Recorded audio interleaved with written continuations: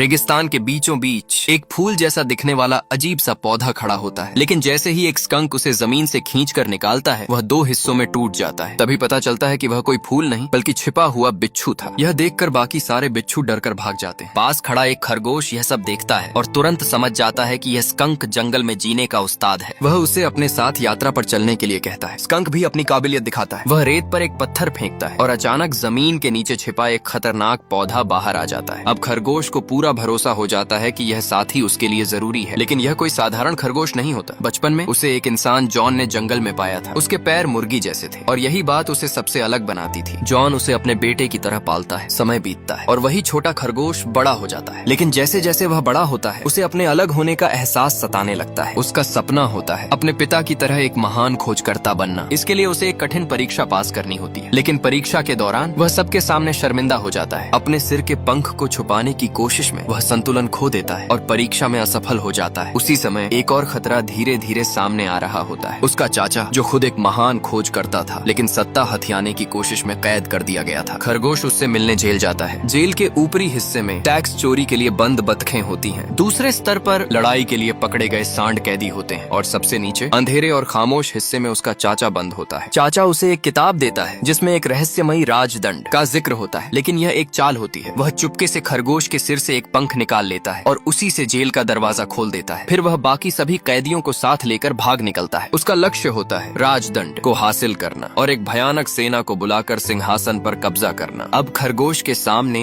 एक ही रास्ता बचता है। उसे अपने चाचा से पहले उस राजदंड तक पहुंचना होगा। वह अपने दोस्त कछुए के साथ यात्रा पर निकल पड़ता है। रास्ते में वे एक दुकान पर दिशा पूछने रुकते हैं, लेकिन गलती से खरगोश वहां बैठे एक ताकतवर गैंडे के खेल को बिगाड़ देता है। अचानक माहौल बदल जाता है। सबकी नजरें उस पर टिक जाती हैं। चारों तरफ से खतरा घेर लेता है, लेकिन तभी स्कंक आगे बढ़ता है। वह अपने दोस्त को बचाने के लिए तैयार हो जाता है और अगले ही पल वह अपनी सबसे खतरनाक ताकत इस्तेमाल करने वाला होता है।